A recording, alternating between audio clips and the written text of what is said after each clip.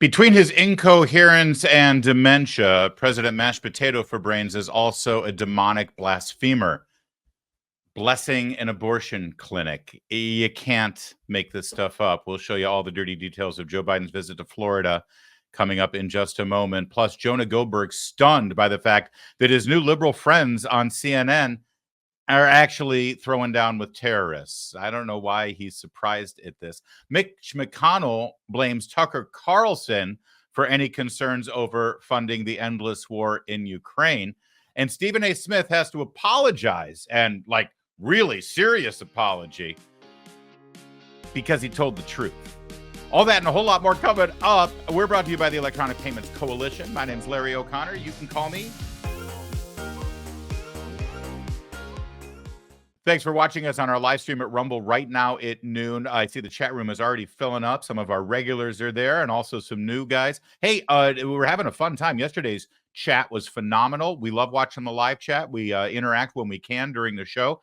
Some of your comments actually made it up onto the screen yesterday, so we appreciate that. Come on and join the chat live at noon every day if you're watching this after the fact. And if you're in the chat room right now, hey, tweet this link out. Put it on your Facebook or X or True Social or wherever you're doing social media to let people know to come and join and watch our 1 hour extravaganza that we do every single day here at this time, every day, pretty much, except the days that we don't do it. It's a semi-regular schedule. And thanks again for subscribing to our audio-only podcast, Apple, Spotify, or wherever you get your podcast. It's growing exponentially, and we appreciate all of that support. Helps us out. It really does. And all of us at Town Hall Media, thank you for that. Yesterday, Joe Biden went to Florida because he wants to make the case for this election to be all about abortion. They've got fear. They've got fear and intimidation and bullying. That's all they've got. And so he doubled down yesterday. He was hosted at this abortion provider by Nikki Fried. Remember Nikki Fried? She was going to be the new governor of Florida because she was going to beat Ron DeSantis. Girl power, Nikki Fried. She couldn't even win the nomination. She lost to Charlie Crist. That's how bad she is. So, of course, they made her the state chairman of the Democratic Party. Now, watch what Joe Biden does when she laments the fact that unborn babies are being protected in the Sunshine State. And then we come back here to the state of Florida, where Ron DeSantis felt like he needed to run for president. And so 15 weeks wasn't good enough. We had to go to 6 weeks. Listen, I'm Catholic. I'm a Catholic Christian. Whether you are a Catholic Christian or an Orthodox Christian or you're a Protestant Christian, you know what that means. That sign. That's a prayer. In the name of the Father and the Son and the Holy Spirit. It's the short prayer invoking the Trinity. It's kind of a foundational building block of Christianity for the last, 2 millennia. It's used as a sign of blessing. It's used, as I said, as a prayer. It's used as a way to ask for God's blessings on yourself or for others. Joe Biden, that devout Catholic, I mean, please, more Catholic than the Pope. Just ask him. Joe Biden invoking the Lord, the Trinity, in a prayer and a blessing at the thought of stopping abortions. And then we come back here to the state of Florida, where Ron DeSantis felt like he needed to run for president. And so 15 weeks wasn't good enough. We had to go to 6 weeks. Does he think he's funny? Was it really related to the idea of Ron DeSantis running for president? Oh, God forbid Ron DeSantis run for president. Is that what he's doing there? Or is it linked directly to abortion? Is he saying a prayer for all of the murdered babies that have happened under his watch? I wish that were the case. It's despicable. And why we can't get the Catholic bishops in America to condemn this guy once and for all after this kind of behavior, I couldn't tell you. Listen, I understand there's a lot of intramural fights between Catholic Christians and non-Catholic Christians, and you guys do this and you guys do that. But there's some things that we agree on. Protecting life, thank God, we're all pretty much on the same side of that. I can tell you, as a Catholic Christian, that when I see this guy invoking our name, invoking our Lord, invoking an outward sign of Christianity and Catholicism in particular, in this setting, it disgusts me. It disgusts me. And why it doesn't disgust people within the hierarchy of this church, sadly, like so many institutions, they're more interested in being political than they are about staying true to what they're supposed to believe. But there's your Catholic president for you. And he wasn't done. Mashed Potato Brains was all over Florida and this event, stepping on his barely functioning tongue. Besides, I used to drive an 18-wheeler. You know what I do? That's exactly right. That's exactly right. He used to drive an 18-wheeler. He says this all the time, and it's been debunked every time he says it, but he keeps saying it because he either actually believes he used to drive an 18-wheeler because, again, he has mashed potato for brains, or he just doesn't care. And he's so used to lying that he'll continue doing it. In a sense, I don't know why we're surprised by Trump. How many times does he have to prove we can't be trusted? In a sense. Okay, this I have no quarrel with. This is actually the only thing that made sense yesterday. I mean, I don't think he meant to say it. But did you catch what he said? So I don't know why we're surprised by Trump. How many times does he have to prove we can't be trusted? Now, I think what he meant to say, if I can channel his barely functioning cerebral cortex, I think he meant to say, how many times do we have to prove he can't be trusted? But again, that damnable stutter of his, it's always about the stutter, isn't it? Not his non-functioning brain. It's the stutter. And what did his stutter make him say? By Trump. How many times does he have to prove we can't be trusted? How Team Trump didn't turn this into an ad. Even Joe Biden agrees he can't be trusted with the presidency. Yes, that's right, Chicken Run. Every single Republican commercial, every single day. I mean, he's finally said something honest that the rest of America can get behind. By Trump. How many times does he have to prove we can't be trusted? I love the expression. He's either shocked that he just said what he said because he realized what words came out of his pie hole, or he's about to do his patented, I'm not joking. I'm telling the truth. I'm not kidding. I'm not joking. What a mess. But there's more from Mashed Potato Brains president. You know, if I have my way in the next 4 years, I'm going to make community college free. And it'll grow the economy.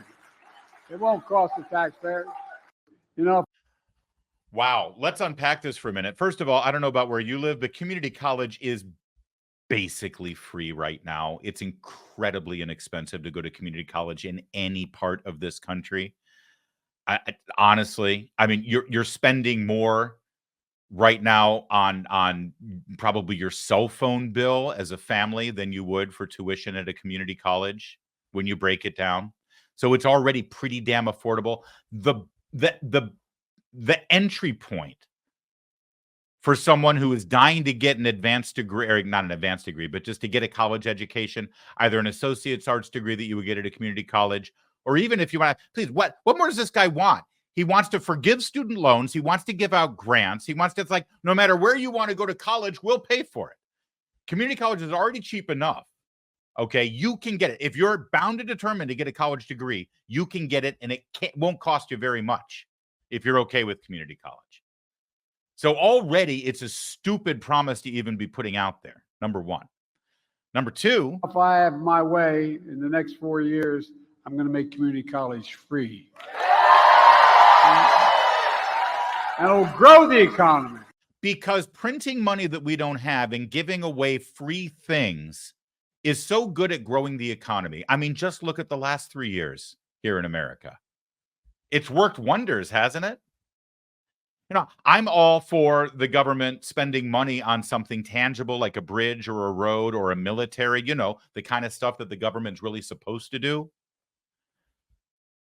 But it's going to really take a lot of convincing that getting people an associate arts degree in women's studies is going to end up growing our economy. But finally, the last part. It won't cost the taxpayers.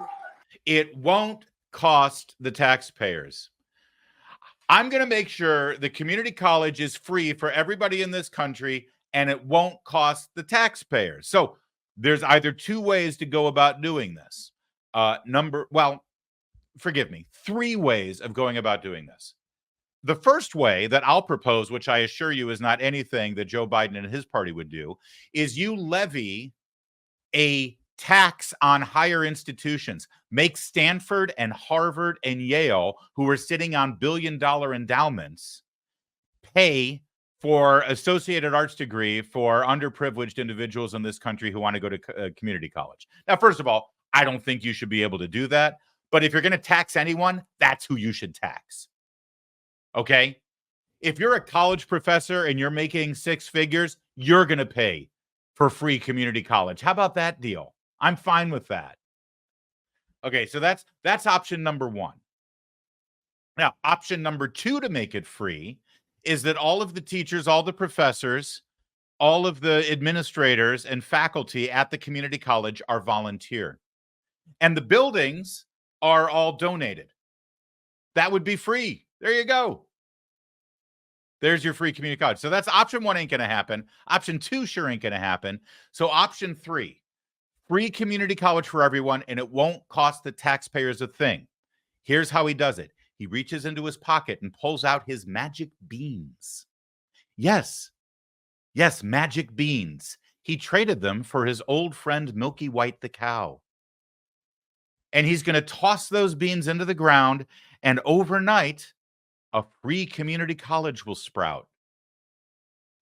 I think that's his plan. He didn't go on to give the details, but let's not get lost. The devil is in the details. I'm guessing it's the magic beans option for free community college for everyone, and it won't cost the taxpayers a dime. At the end of the speech, he turned immediately and shook the hands of the person who was there. He wanted to get congratulations, so he shook hands with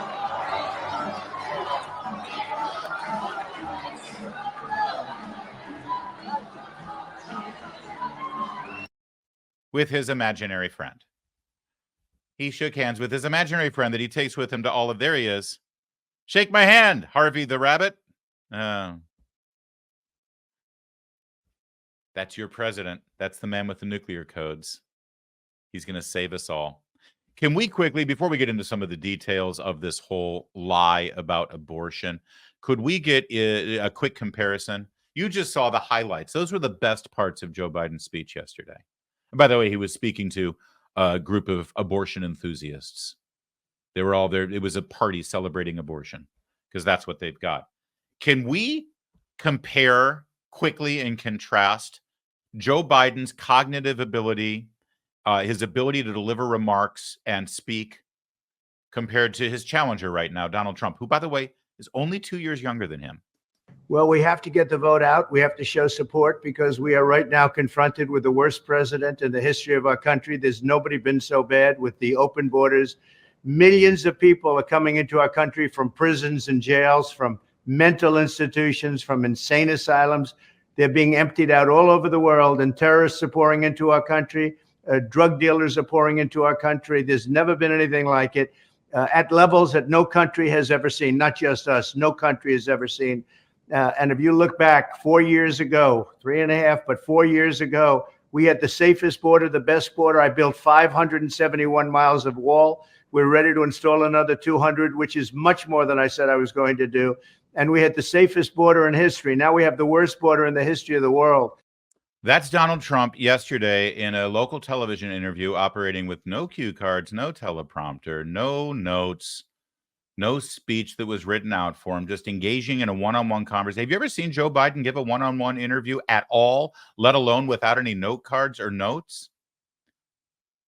I mean, it's not even close when you compare that. I know that there's a lot of people out there say, well, they're both too old. Listen, would I rather have somebody who's my generation running? Somebody in their 40s or in their 50s? Okay, yeah, that's not our choice right now. Maybe we'll get that. But this is our choice, and you can't just write them both off and say, well, they both lost it. I'm sorry. Remember how a month ago they were all talking about Donald Trump's cognitive decline, how he was the real concern. Just look at the side-by-side comparison. There is no comparison. Meanwhile, back to the lie about abortion and how they want to make that the only issue this November because it's really all they've got. Here she is, Mika Brzezinski, this morning on Morning Joe.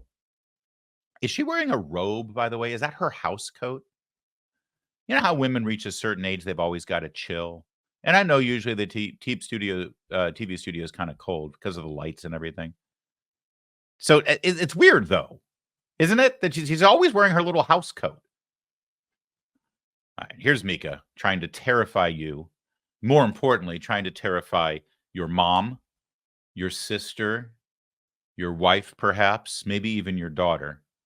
Because truly, fear is the only thing they've got this election. This is the kind of health care that doesn't do politics. Republican and Democrats in Florida, women who need health care are going to find themselves in a bind, to say the least, whether they are pregnant or not, whether they need a DNC or a termination or not. Maybe they have fibroids. Maybe they're going through some menopausal symptoms. All right. So first, let me jump in here. I'm going to let you finish, Mika. This is Mika, right? I get her and Joe mixed up because they've got the same hair now. More on that in a minute. This is such a lie. Think about that for a minute. There is a law right now that says that abortions are prohibited except under certain circumstances in the state of Florida after the first 6 weeks of gestation, okay? And I don't even want to argue whether that's the right place to draw the line or whether there should be 6 weeks, whether at all. That's not even the debate. But it's very clear. Termination of a pregnancy, known as abortion, is now against the law after 6 weeks. What she just said there, women are going to find themselves in dire straits needing basic health care, whether they're pregnant or not. Explain that to me. So if you're not pregnant, this law is going to affect you because you won't be able to get an abortion. This is the fear mongering. This is the, menopausal symptoms. A DNC is not always associated with an abortion. But if you need a DNC, you won't be able to get one because of this law. It's lie after lie after lie after lie. When you have to lie to terrify people, you're on the losing end of a political equation right now. And what you're seeing here is terror in the eyes of Mika Brzezinski. Because Florida, actually, Republicans are incredibly popular in that state right now. But they're trying to terrify women there. Here, she'll continue. There will be procedures they can't get, thanks to Donald Trump. So, yes, this is on Trump. And in Florida, you can, between Donald Trump and Ron DeSantis, you've got a team there that really made a landscape for women that is downright dangerous. And Republican women and the men who love them are going to find themselves having to leave the state just to get basic health care, thanks to Donald Trump. So that last line there is exactly what the strategy is, and get ready for it because it's going to happen between now and November. Republican women and the men who love them. When you break down women and men in this country into 4 categories: single men, single women, married men, married women. How do they vote? Well, single men overwhelmingly vote Republican. Married men overwhelmingly vote Republican. Married women, by a strong number, vote Republican. Single women, the ones more often than not who will find themselves having an abortion because of, generally speaking, reckless behavior. Single women, beyond landslide, beyond overwhelming. It's not even close. The margin is so giant. The Democratic Party right now is the party of single women. And that's not enough for them in the long run. And that's why that last line, Republican women and the men who love them, they are trying to divide marriages right now. They want Republican women, after watching this, because for God's sake, she accidentally found herself on MSNBC. They want Republican women to turn off this segment, turn to their husband and say, we got to do so. We can't keep voting Republican. Look at this. Look at what's going to happen. I'm not going to be able to get basic medical procedures. This is awful. This is terrible. And when the husband says, honey, that's actually not true. They're lying to you. And how dare you? You don't care about me. And suddenly you've got a fight. You've got a fight and a dispute between a married couple, and guess what? That's what they want. This is always their strategy. In 2020, they turned children against their parents. Children were encouraged to go home and confront their parents on their inherent systemic racism, right? If you love me, you won't vote for that man. Don't you see what's happening in our country? 4 years before, you had Barack Obama compelling people during their Thanksgiving dinners to bring up health care and to get in their neighbors and their family members' faces to demand free health care in the Affordable Care Act. This is what they do. This is community organizing. This is direct action right out of the Saul Alinsky playbook. And now it's going to be in your marriage. That's what they want. And one other thing, Mika Brzezinski, in your little house coat and your drawn-on eyebrows and your bleached blonde hair, what do you know about Florida? Look at you. You're at Lafayette Square, just off DuPont Circle in the District of Columbia. You're right across the street from the White House. You're no expert on Florida. She's in D.C., right? Oh, no, wait, that's right. She's lying to her audience right now. Everything you see right here, that's a lie. She's not in Washington. She's in her garage, in her house, where they made a studio. She's in front of a backdrop to make it look like she's in Washington. Look, this picture was tweeted out, I think, by Vanity Fair. Look, Mika Brzezinski and Joe Scarborough relaxing at their home in Florida. See, they're in Florida. See, they live in Florida and they do their show in their little garage with the backdrop of the White House behind them because they enjoy Florida. They enjoy the tax benefits of living in Florida. They enjoy the stronger economy being in Florida. They're just fine in Florida, actually. By the way, I really do love this picture. I mentioned that I can't tell the two of them apart because they use the same hair dye. I mean, look at that. Since when is Joe Scarborough a bleach blonde? Right? By the way, my other favorite thing about this, look on the caption of the picture. The photo is courtesy of Mika Brzezinski. This is a selfie. They're relaxing. And look at Joe Scarborough's supposedly reading Ernest Hemingway, The Old Man and the Sea. Joe, Vanity Fair wants a picture of us for a profile they're doing. Let's take a selfie.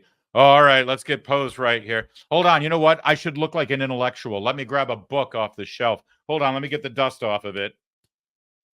Here we go. I'll take the selfie. Wait, that's not my good side.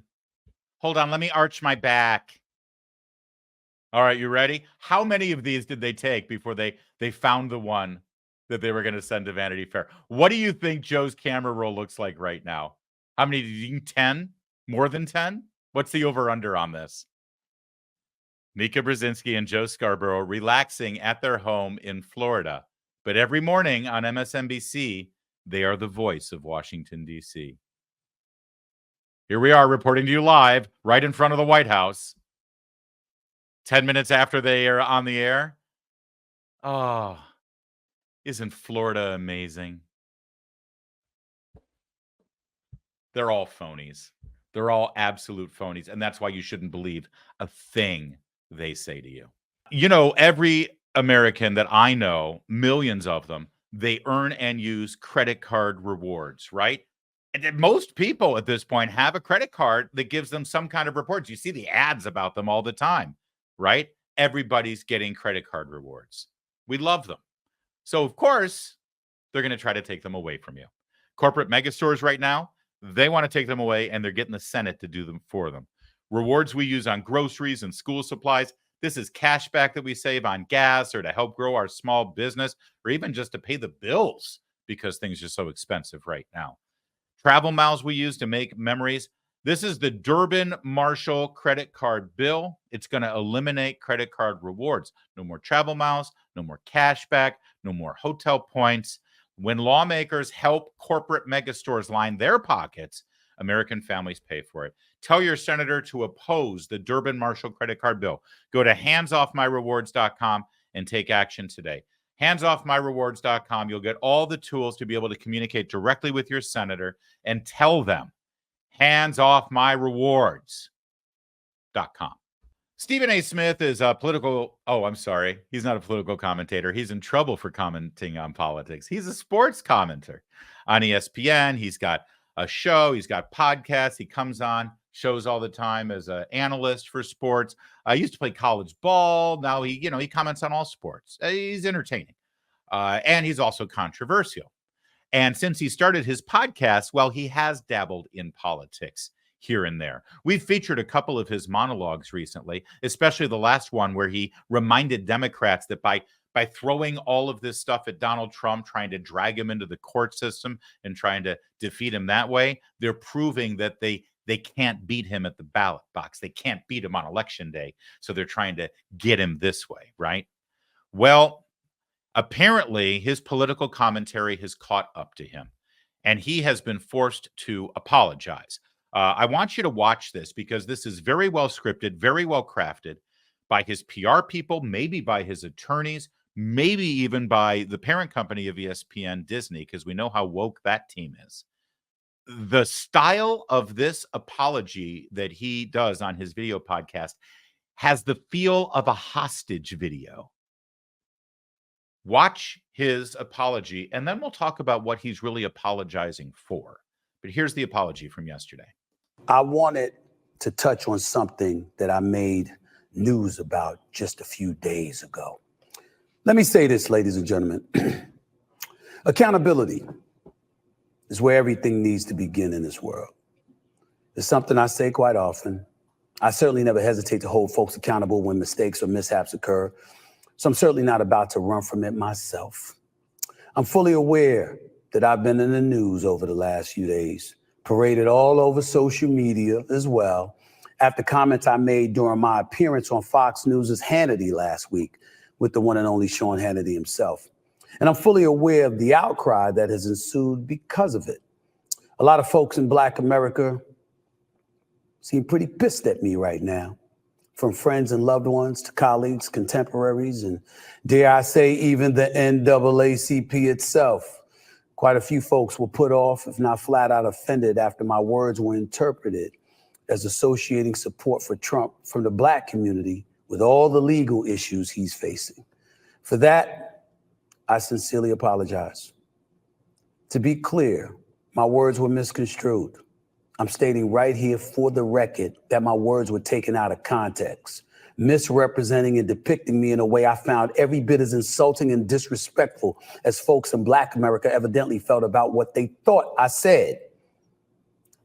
But I'll own it anyway.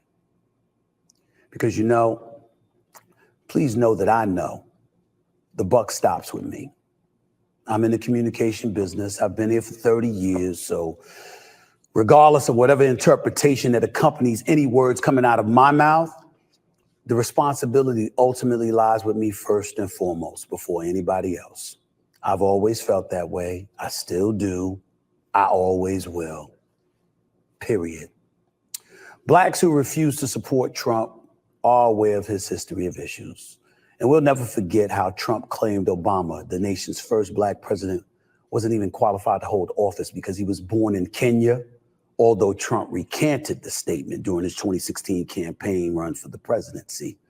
Yet Trump's dissenters were not the topic of discussion when I was talking to Hannity. The support he appears to be receiving in the polls was what was being discussed. 5 polls, count them, 5. Emerson, NBC News, Daily Kos, New York Times, and Rasmussen, all big national polls had Trump leading over the last few weeks. Plus, according to 538, recent local polls also put Trump ahead in battleground states. He's up 6 points in Michigan, Arizona, and Georgia each. Insofar as Trump gaining support in the Black community, well, how about various publications with these headlines? The Chicago Tribune. This time, Trump really does seem to be making Black voter inroads. Why? The Washington Post. Voters of color are shifting right. Are Democrats doomed? How about the New York Times? As Black voters drift to Trump, Biden's allies say they have work to do. Axios wrote, Big Biden bummer. New York Times Siena poll shows gaps with key demographic groups. Wall Street Journal.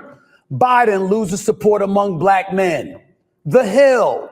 Biden losing support among black voters in swing states. Survey. Al Jazeera. Why are black voters backing Donald Trump in record numbers?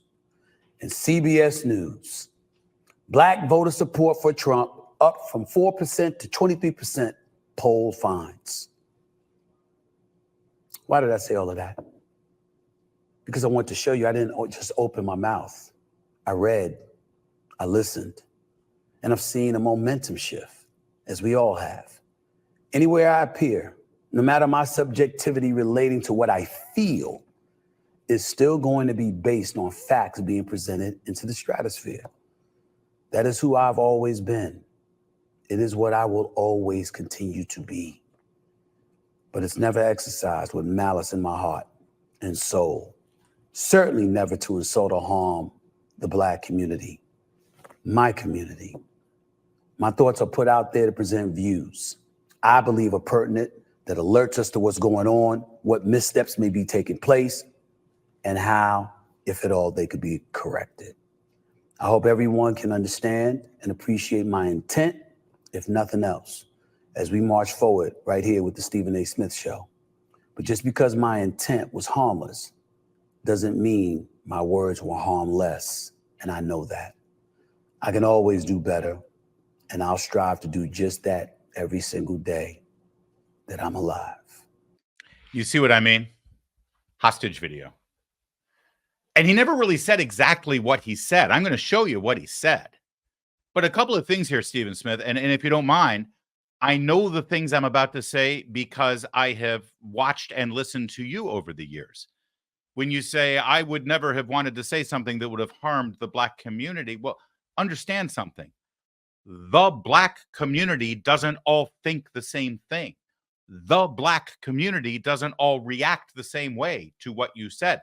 The black community doesn't all behave the same way. In fact, when someone stands up and say black people all think and behave and feel and react like this, that's the guy who's a racist, because he's judging an entire group of people based on the color of their skin instead of respecting each and every individual within that group enough to know that they have their own brains and they can make their own decisions and they can have their own reactions and their own opinions because they are each individual creations of God. I know that because Stephen A. Smith has tried to speak that message. Don't be lumping us all in. We're all individuals. I am a man. And I have my opinions. But now here he is buying into it. And did you catch the secret little interior message there? The NAACP. Now, just so you know, the NAACP, or representatives from the NAACP, they don't pick up the phone and call Stephen A. Smith and say, yo, dude, you shouldn't have said that. We want you to apologize. That's not how it works. That's not how the NAACP rolls. No. They operate at a much higher level.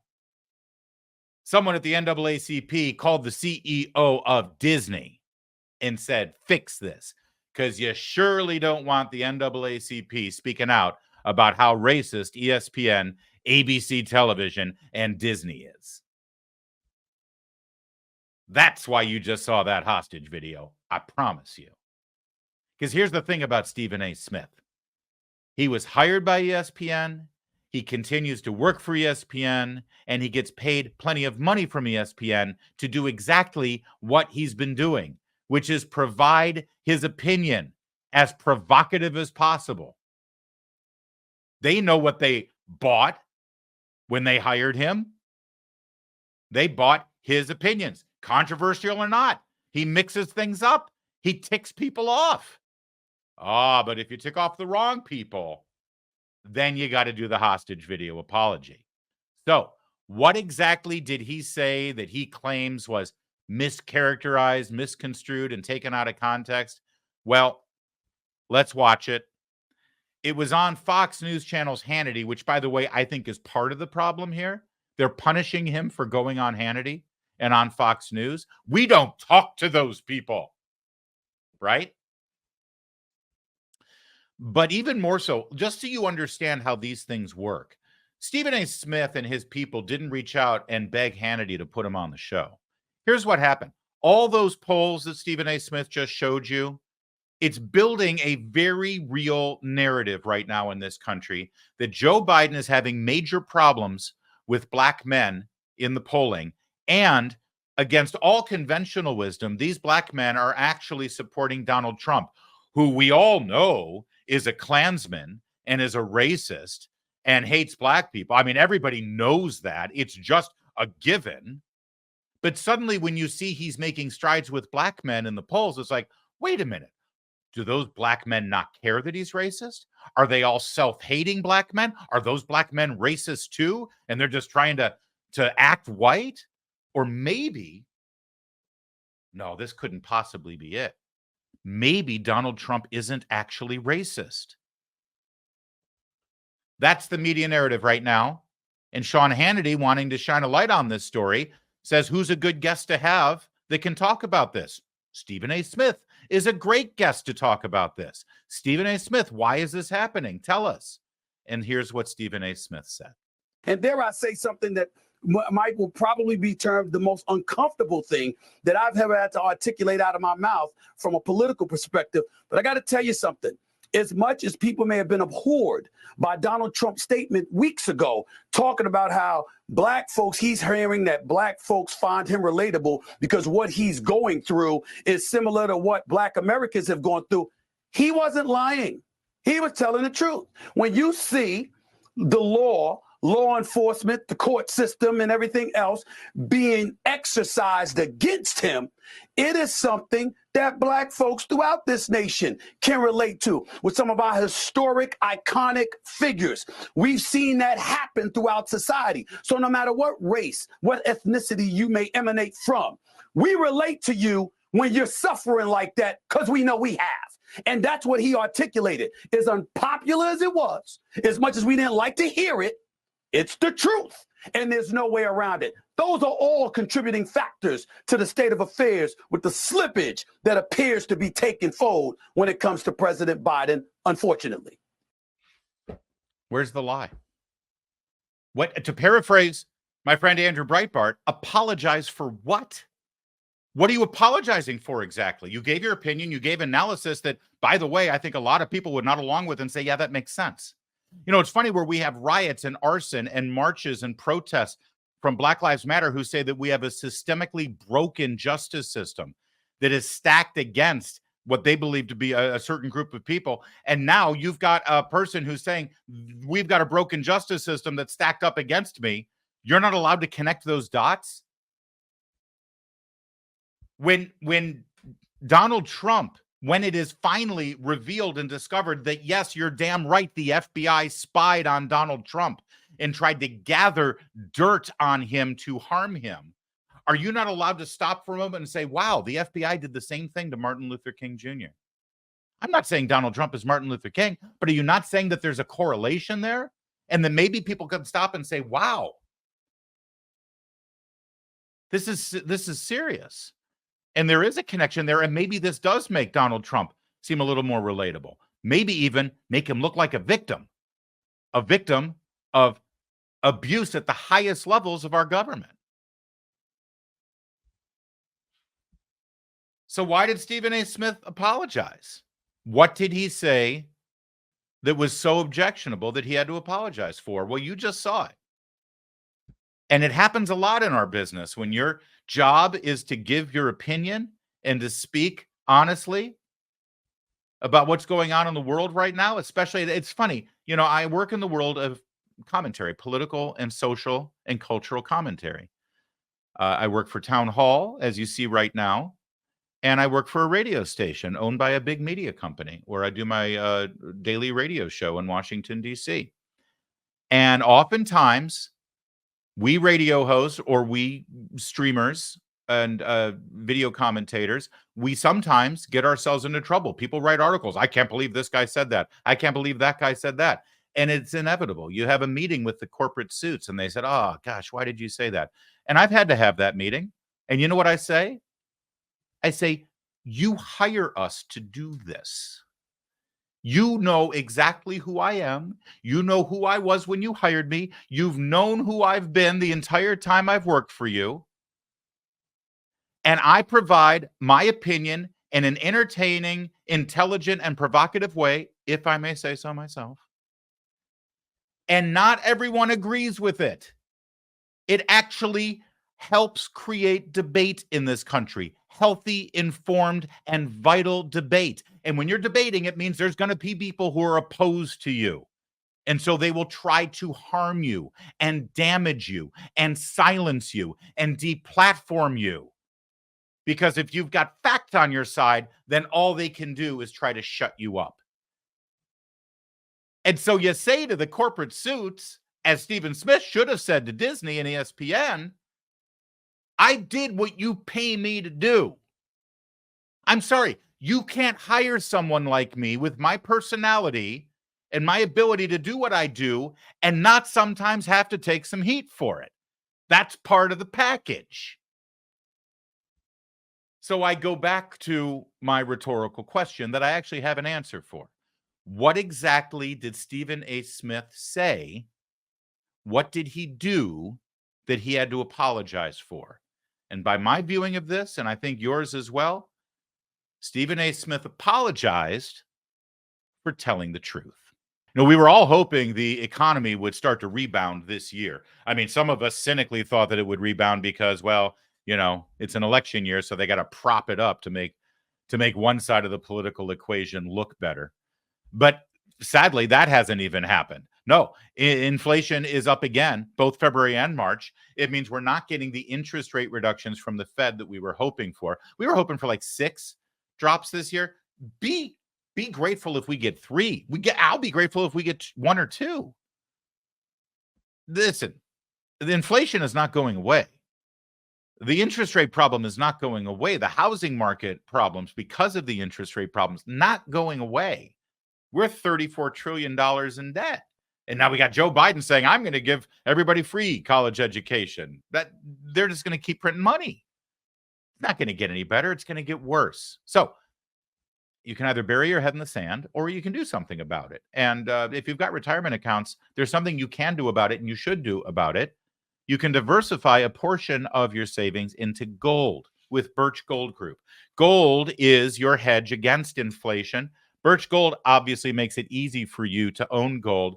All you've got to do is convert an existing IRA or 401k into a tax-sheltered IRA in gold. And the best part is you don't pay a penny out of pocket. This is the money that you've already got. You're just converting it.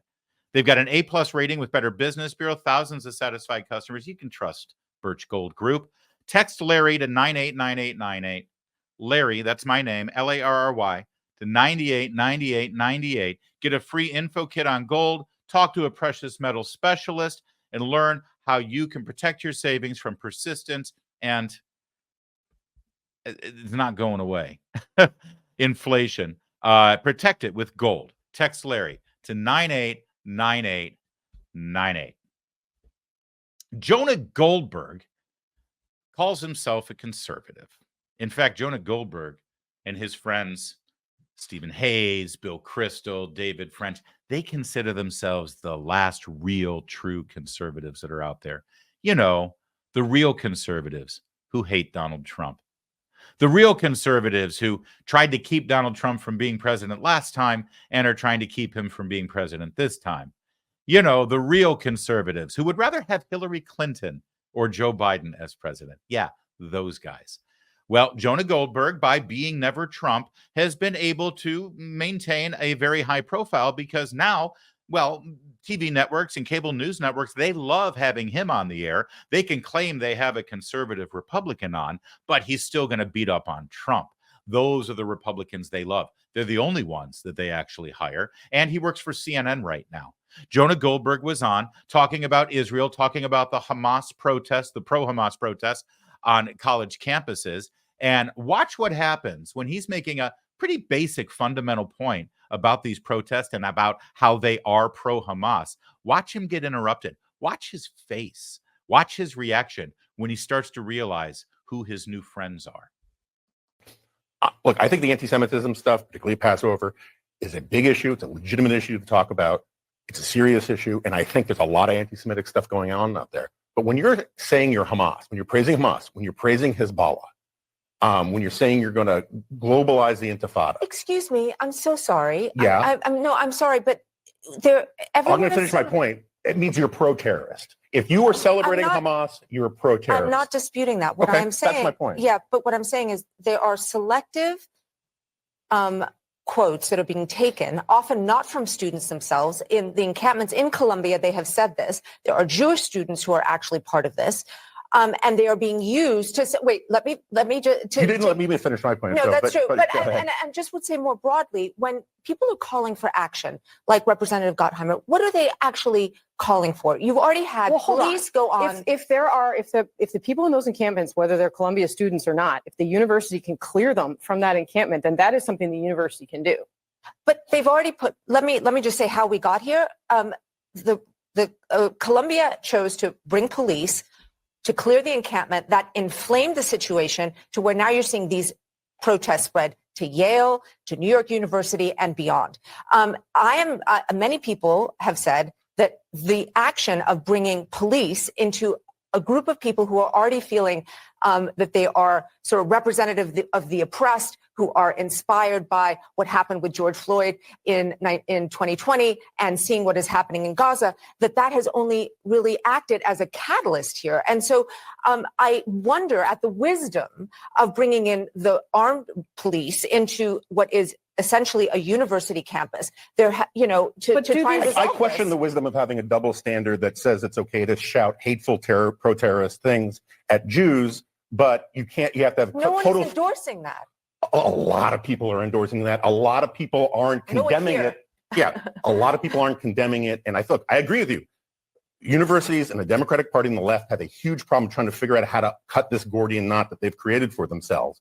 But that doesn't mean I have to sort of condone or not call out. I got a lot of scars from calling out horrible statements on the right over the last 10 years. I call out anti-Semitism and bigotry all the time on the right. Of course. I don't hear a lot of that from sort of squad adjacent type people calling out this stuff on the left. So listen, I set this up by sort of beating up on Jonah Goldberg, and well, he deserves it, but he did a great job there. He did. And there's a moment, I want to show you this little moment here while this woman look at Jonah's face. As the old meme from I think it was from Arrested Development, where you do the slow close-up. Hello, darkness, my old friend. Right? This is what Jonah Goldberg is dealing with right now. Look at Jonah Goldberg evaluating his life choices over the last 8 years. It's like, how the hell did I get here? Where I used to be a Fox News all-star on Special Report. And I used to spend most of my time beating up on liberal Democrats. The man wrote liberal fascism. He knows this story. He knows exactly what this is about. But he threw down with Never Trump. He decided he couldn't turn back. Never Trump means never Trump, which means you've got to embrace anybody who is running against Donald Trump. You must, even if it's Hillary Clinton, even if it's Joe Biden. And so here he is, wondering into himself, his inner monologue. How the hell did I get here? Where I have to actually debate the fundamentals of supporting Hamas and supporting terrorists and screaming anti-Semitic slogans, genocidal slogans at innocent Jewish students who are just trying to attend their class at Columbia. And I've got to explain myself. I'm on the defensive here. Well, I'll tell you how you got there, Jonah. You're on CNN. These are your friends.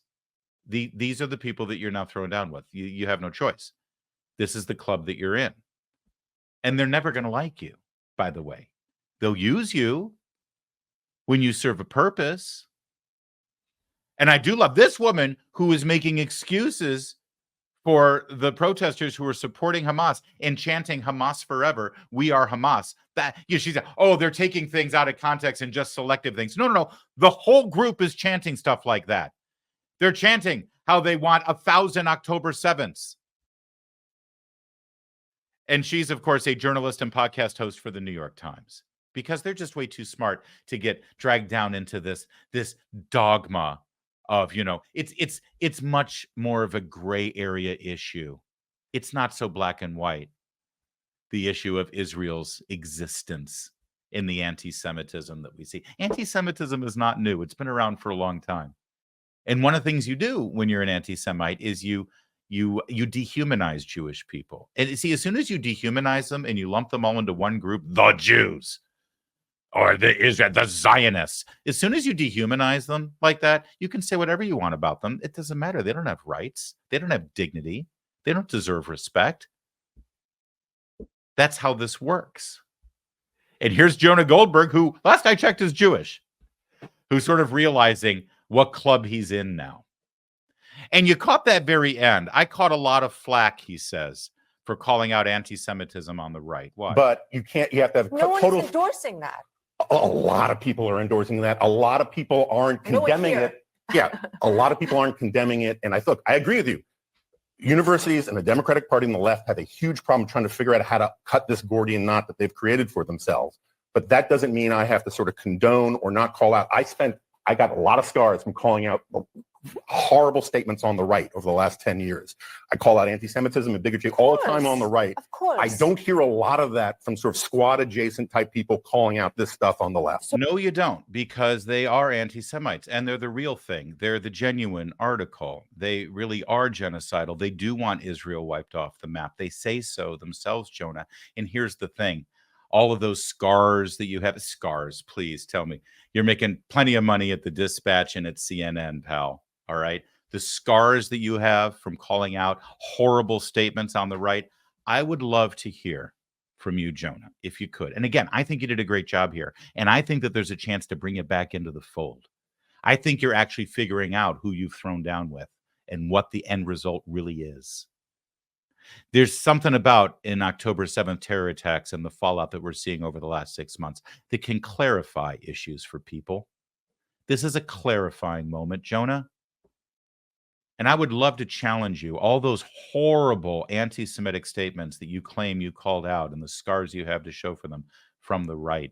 Can you show me anything, and I mean anything, that is as equivalent to what you see right now on college campuses in city streets, or members of Congress, Democrats in the House of Representatives like Rashida Tlaib and Ilhan Omar and Alexandria Ocasio-Cortez and Jamal Bowman, or the equivocation that you saw from the president, sort of wanting to understand, you got to put yourself in Hamas's place to understand where they're coming from.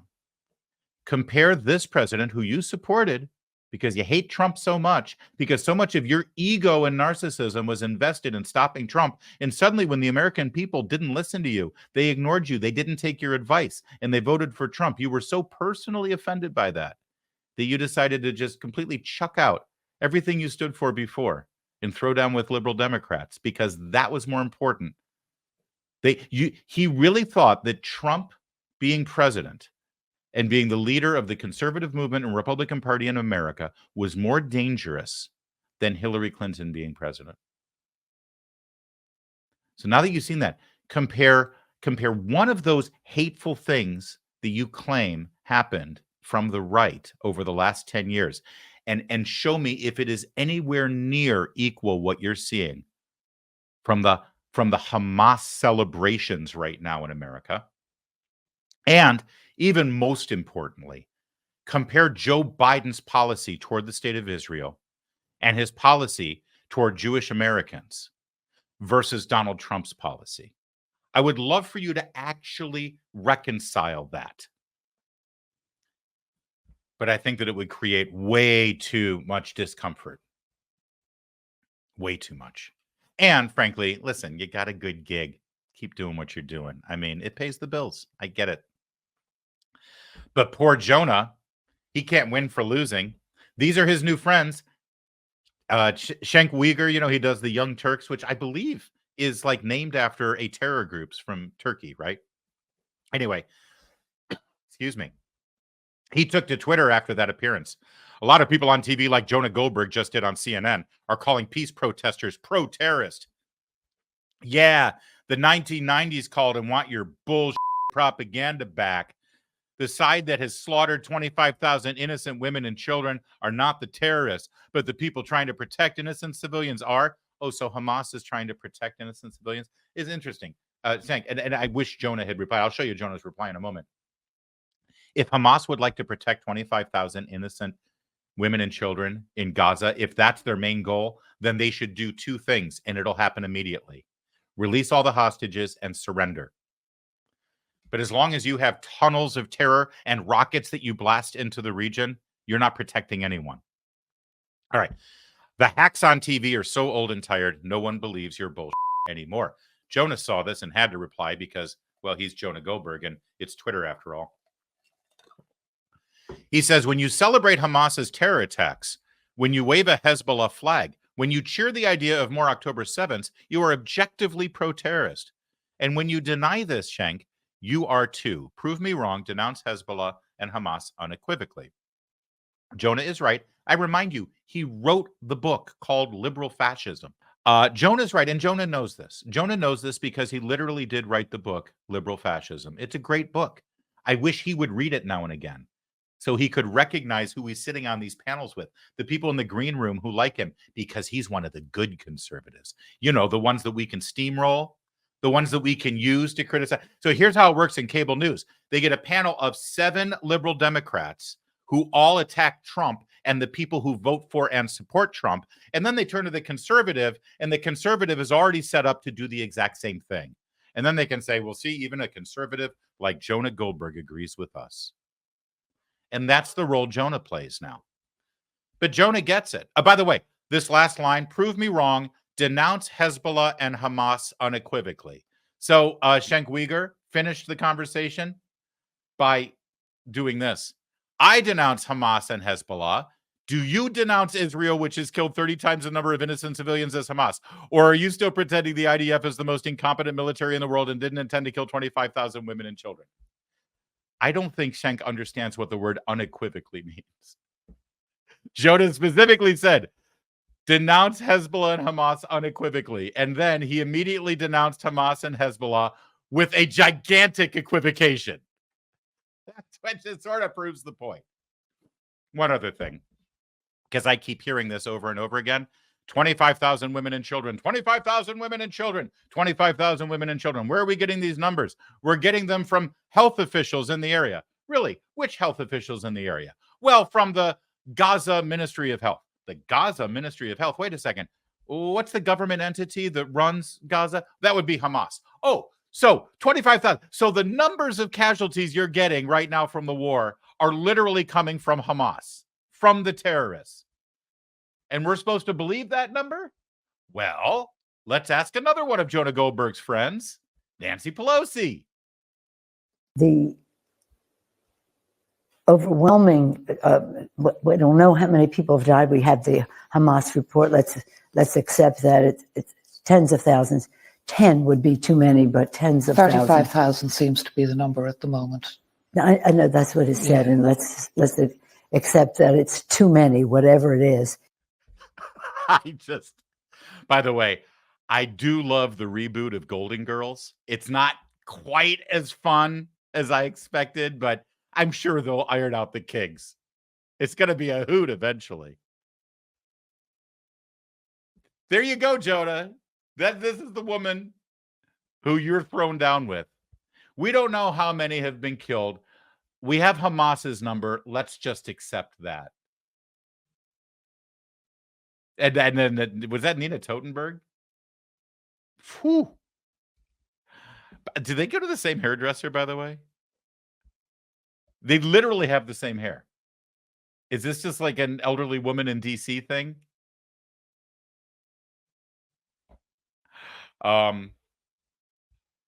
35,000 is the number we've got. Oh, let's just go with that then. Where'd you get that number? Hamas. Okay.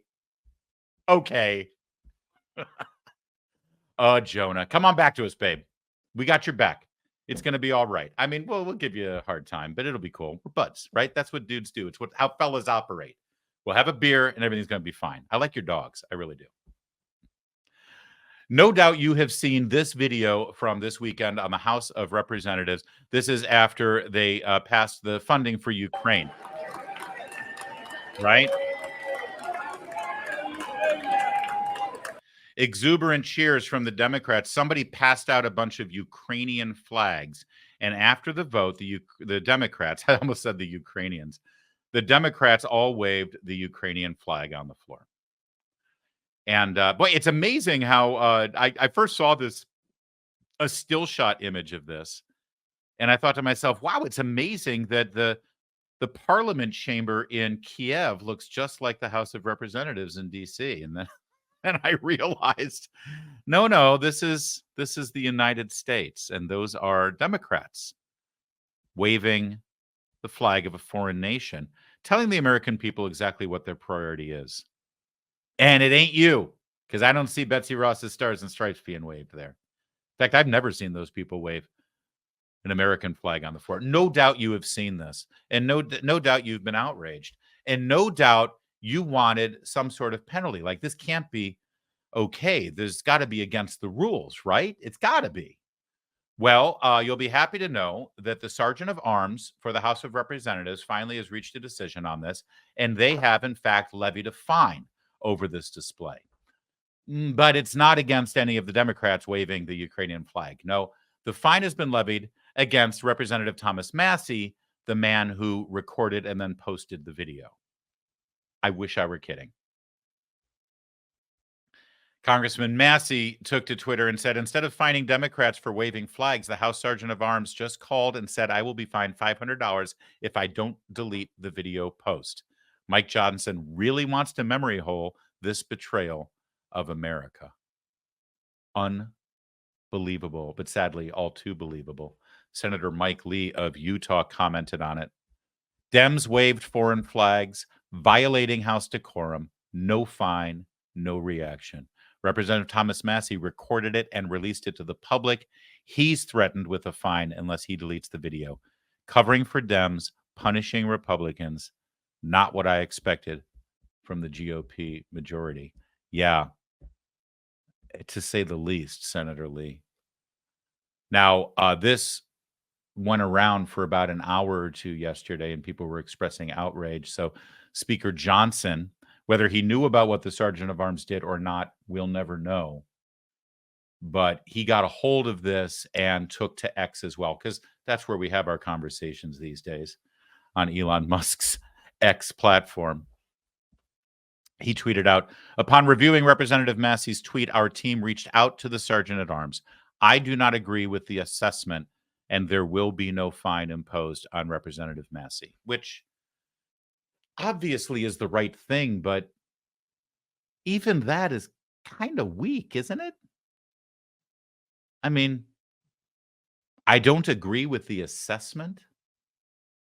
There will be no fine imposed. How about instead, this is an outrage. I have no idea what he's doing. I didn't know anything about it. And of course, there's no fine. In fact, we are going to fine $500 to each of the Democrats seen on this video waving the flag, because that's the problem. Isn't that more of what we should have heard here? Speaker Johnson, you wanted that gavel. You should really use the power that comes along with it. It should be easy to do. So why not just do that? See, here's the problem. The American people see what's going on our southern border. We see Congress making a lot of speeches about it, Republicans saying that it's an outrage and they want to fix it. You impeach Mayorkas and the Senate just dismisses it. And then you just drop the issue.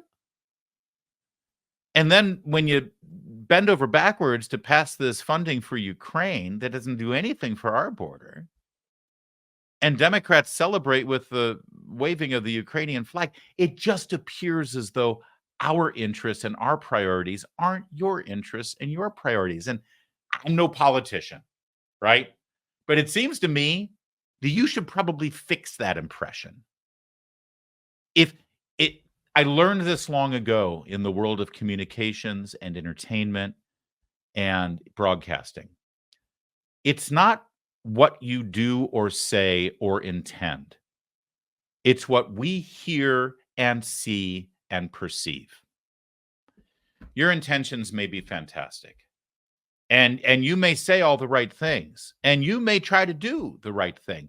But if our perception is that you're constantly backburnering us and treating us like we're an afterthought, even worse, taking us and our support and our votes for granted, if that's what we perceive, it doesn't matter what you've done. It doesn't matter what you've said.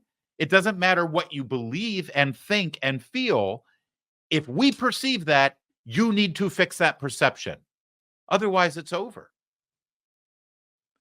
I don't know how many times I will give a monologue like this, and we don't work with a script here. We just speak off the top of our head. We have our ideas, we have our beliefs, and we convey them to you. And that's what makes this more fun than like cable news where everything's on a teleprompter.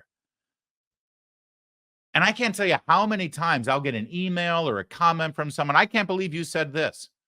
And I'll point them back to the spot on the, I mean, they can scroll back themselves and scrub back on the video and watch it. And I'll say, I didn't say that. I said this. But see, it doesn't matter what I say. It's what people hear. You see? And that's exactly what's going on in the House of Representatives right now. Everyone tells me that Speaker Johnson is a good man, and I have no reason to believe that he's not a good man. I'm sure he's a good man.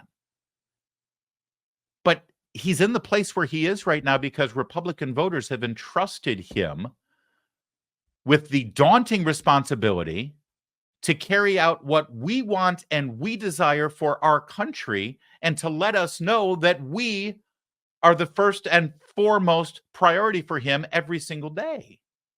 And I'm sorry, Speaker Johnson, but this right here does not support that idea. This right here gives us the perception that, in fact, we aren't the priority. Someone else is. Someone far away is. And even more so when the congressman who records it is threatened with a fine. And then the best you can do is, yeah, we don't think there should be a fine. It's okay. Instead of actually speak out vociferously. Forget about texting a little tweet from an intern. How about you put out a video saying, this is insane. Here's my friend Thomas Massie. He's with me right here. Well, that probably won't happen because Congressman Massie, of course, has joined in the motion to vacate the chair. So they're probably not hanging out together. But guess what? You could probably go a long way in persuading him if you actually acted with strength and determination. But instead, the American people saw that display. And then we saw this display. Did you see this? This is Congressman Bill Keating of Massachusetts. Right after this vote in the House, he flew to Ukraine. He flew to... Hello, sir. Bill Keating from Massachusetts. Good to see you. And I have something that you're really going to like. Yeah. This is the official tally of the vote. Yes, I see. For the supplemental aid. Yes. And look at that vote. 73%. Yes. Thank you so much. 73. That's a good vote. Good, very good. Thank you very much. The Democrat congressman couldn't wait to get on a plane, fly to Kyiv, and give him a present. I mean, as if the $80 billion wasn't enough. I want you to have this. This is the tally of the vote. Who paid for that flight, by the way? Who pays for a congressman to fly to Ukraine for a photo op with a foreign leader? Maybe he should be flying here to thank us for the money. It is our money, isn't it? Well, the good news is Congressman Massie will not be fined for taking a video of Democrats waving the Ukrainian flag on the floor of the House of Representatives. The bad news is Democrats waved the flag of the Ukrainian country on the floor of the House of Representatives, and we're all supposed to be okay with it. Okay. That Ukrainian funding was approved in the Senate last night, by the way, and in typical congressional Senate fashion, the bill was a giant mass of things. You know, we've been waiting since day one for there to be literally just no matter what you believe about the Ukraine funding, can we agree on one thing? Because listen, I have mixed emotions about it. I'm not 100% against the Ukraine funding. I do think we need to, articulate a strategy, define what victory is, have an audit to make sure that the money's being spent right, But so in this day and age, if you say something like that, suddenly you're a puppet of Vladimir Putin. But say what you will, no matter where you stand on Ukraine funding, and I truly do mean this is often a rhetorical device people use. I don't care what you believe about this, but we can agree on that. But this is true, 100%. This isn't hyperbole.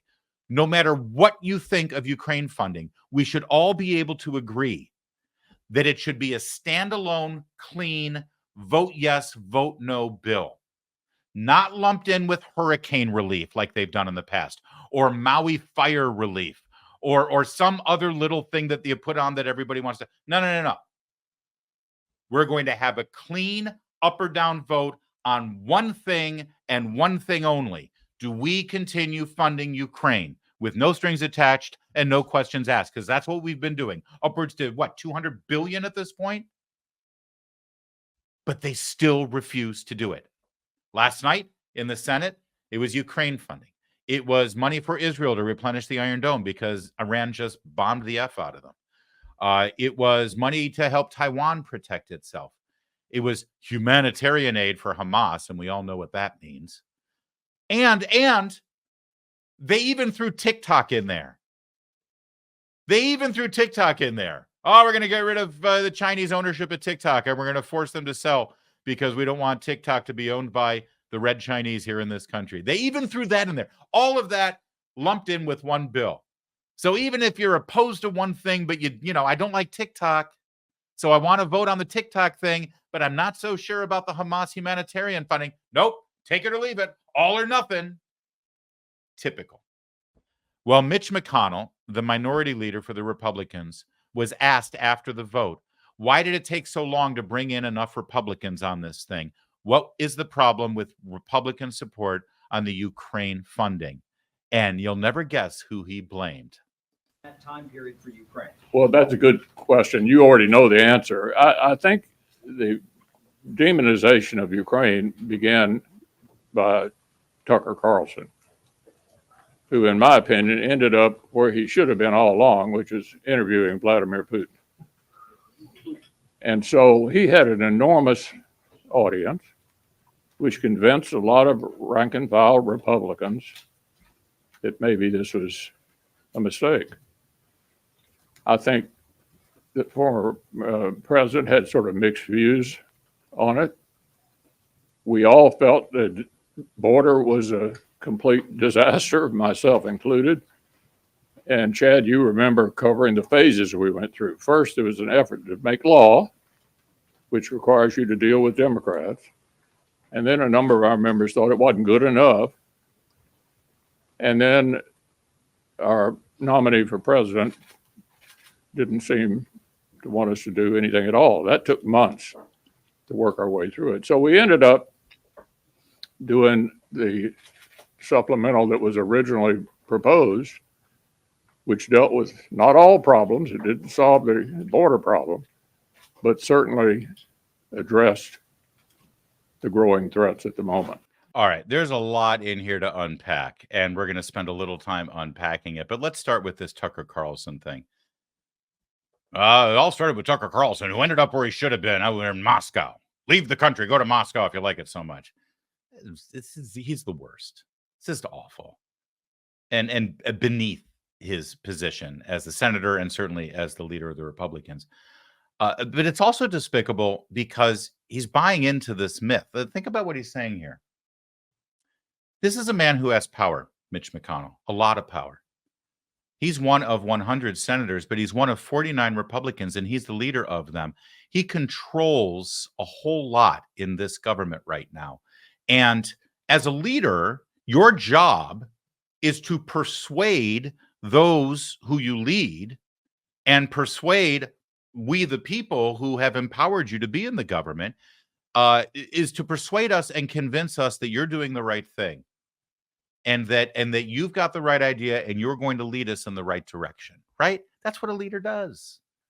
A leader doesn't just go where the masses tell them to go. Hey, we all want you to go this way, so you go there and we'll follow you. No, sometimes a leader actually has to persuade and make the case and say, listen, not all of you might think this is the right idea, but you put me in this place to be a leader. Let me explain to you why this is the right thing to do. And now I'm going to lead us in that direction. That's what a leader does. Okay? And he's the one with power, not Tucker Carlson. And what he's conceding here is a couple of things that are really eye-opening that you need to take into account. Number one, he's saying that despite all of his power, Mitch McConnell wants to go on television. He picks up the phone. He's there no matter where. He wants to be. Of course, Leader McConnell, come on in. We'd love to have you on the show. Right? And he's saying that he cannot persuade the rank and file of Republicans about this issue as effectively as a primetime TV host. He is conceding the fact that he is incapable of making a good case for this compared to Tucker Carlson. Number one. Number two, he's buying into this myth that Republicans in this country, conservatives in this country, American citizens in this country are just robots, zombies. We just do whatever the person on Fox News tells us. We don't know what to think about anything, but if Tucker Carlson tells us this is how we're supposed to think about it, well, then this is how we're going to think about it, right? That's the caricature that the left and liberals say about Fox News and us, viewers of conservative media. Oh, they're all brain dead zombies, and they'll just go wherever Tucker Carlson or Bill O'Reilly or Greg Gutfeld or Sean Hannity or Larry O'Connor will tell them to go. It's so disrespectful. It's disrespectful to you because he thinks you wouldn't have reached that conclusion about Ukraine funding if it weren't for that mean old Tucker Carlson telling you what you should think. It's also disrespectful to conservative media that in some way that's our job, that's our role, that what we do is tell you what you're supposed to think. When in fact, what we do is reflect the ideas and values and principles that we all share. Everything about what he said about Tucker is absolutely odious and offensive and disgusting and reveals him to be a very weak, sad, bitter man, which is kind of pathetic considering the fact that he's been a senator for 30 years since the Reagan administration. You'd think that in this coda of your career, the final months of your career, you could hang your hat on something other than just whining and bitching about Tucker Carlson. Really, Mitch? That's what you've reduced yourself to? Yes, that's what he's reduced himself to. Now, there's some other things that he said there about the border and Trump that I want to get to in a minute. But let's just reflect really quickly. Since he brought up Tucker Carlson, let's go to Tucker Carlson. This is circa 2022, back when he was on Fox News Channel. This is the day that China came out and called for a ceasefire in Russia, Ukraine. This is only months after the invasion. This is what Mitch McConnell claims is such an odious, objectionable, pro-Putin, pro-Russian, outlandish position that Tucker Carlson took that all of us brain-dead zombie lemmings followed along with. Watch. You judge. We call on all parties to achieve a ceasefire, like the one they nearly had in April before the Biden administration blew it up because they want regime change in Russia. Now, that's coming from China, which has a human rights record that makes Russia seem like Sweden. And of course, China's benefited almost as much from this war as Putin has and Raytheon and Lockheed has. But even the Chinese are not crazy enough to want nuclear Armageddon. In the end, all they want to do is do business and dominate through business. They don't want their customers to blow themselves up, and they understand they're coming incredibly close. Only Tony Blinken and lunatics like Tory Newland really want that. And they are fully behind Ukraine's president as he declares that his goal is not ending the war and getting his country back, which is a fine and admirable goal that most Americans support. No, his goal is toppling Vladimir Putin and turning Russia into another failed state. Oh, good plan. Here he is. A crime has been committed against Ukraine, and we demand just punishment. The crime was committed against our state borders. The crime was committed against the values that make you and me a community of the United Nations. And Ukraine demands punishment for trying to steal our territory. This is the first item of our peace formula. Comprehensive item. Punishment.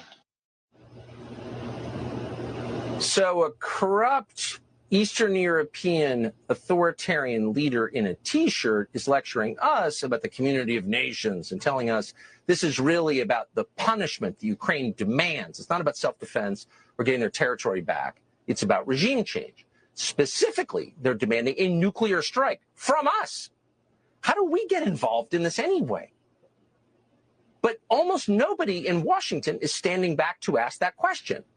They're full speed ahead on this. This is insane, but they're all for it. Adam Kinzinger just tweeted this, quote, by the way, any target within Russia that contributes to the war is fair game by law of armed conflict.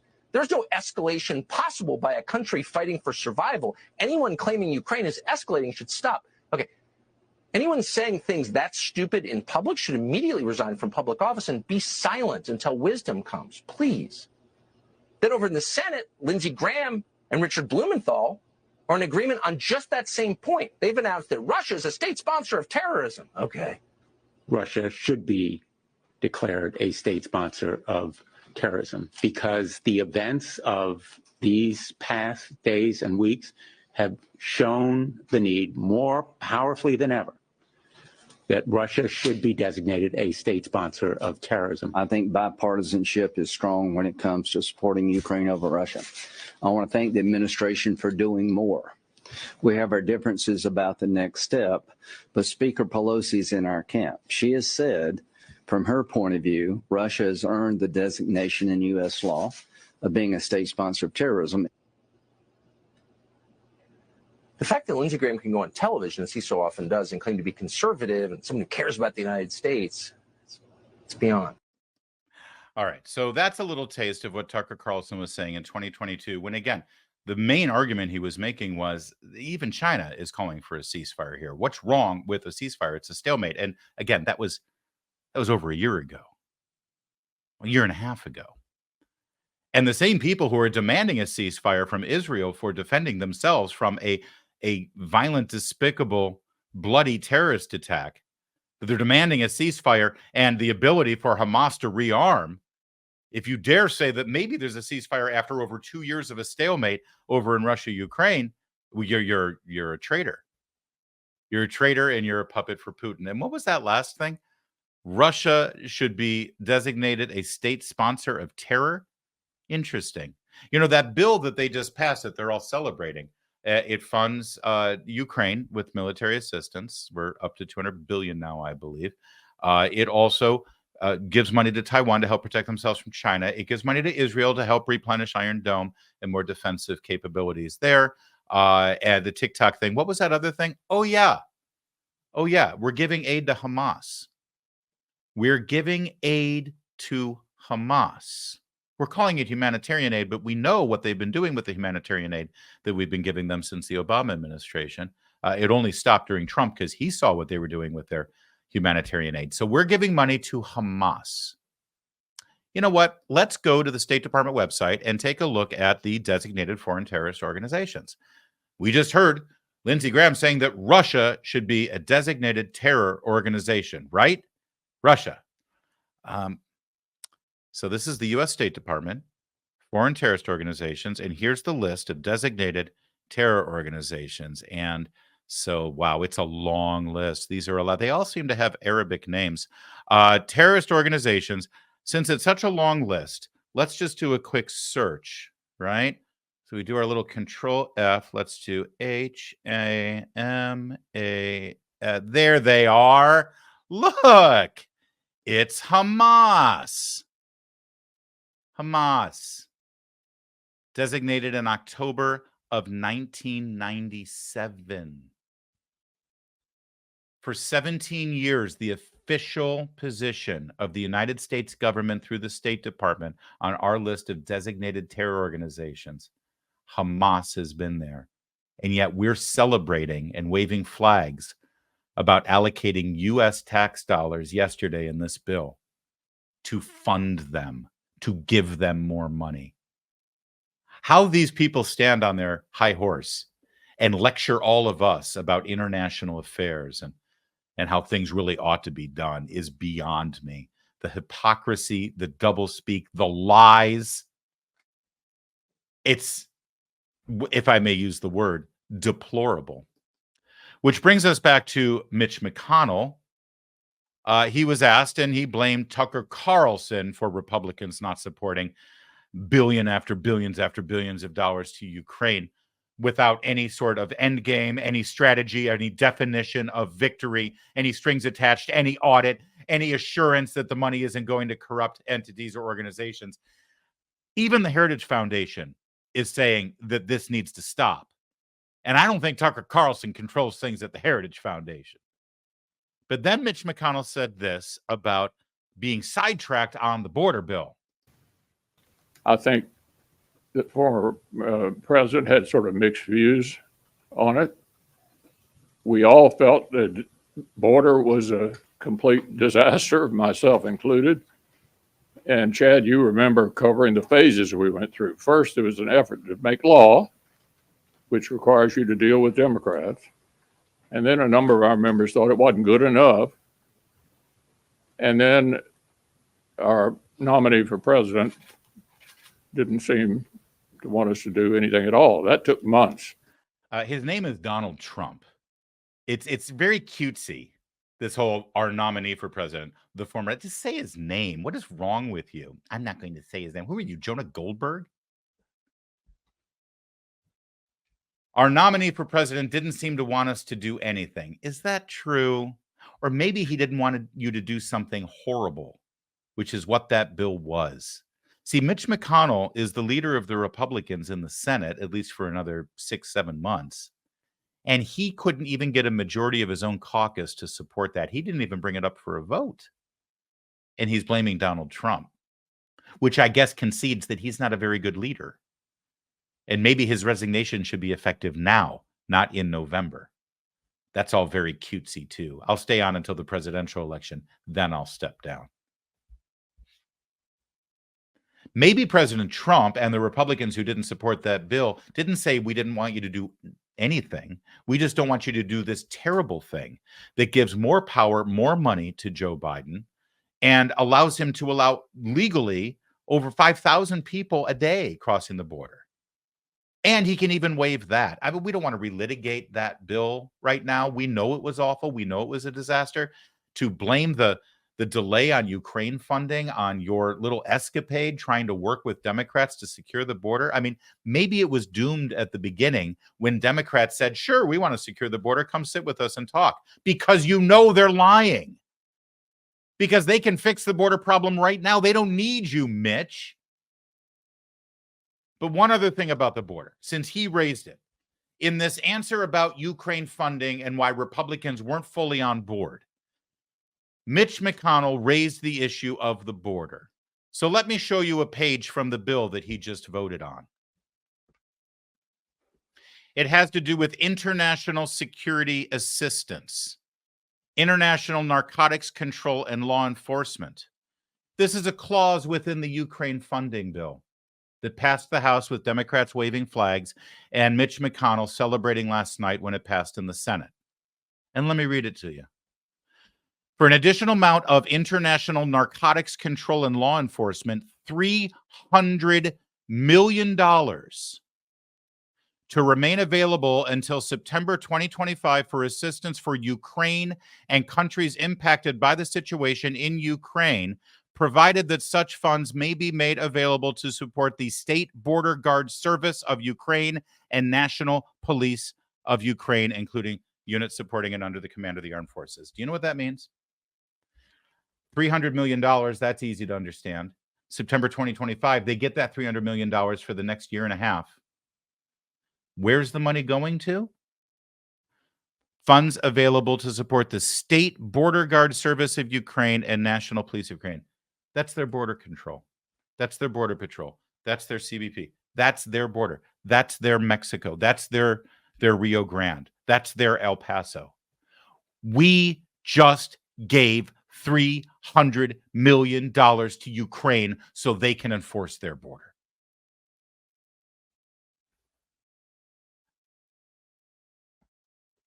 I think you have every reason to be pissed off about this.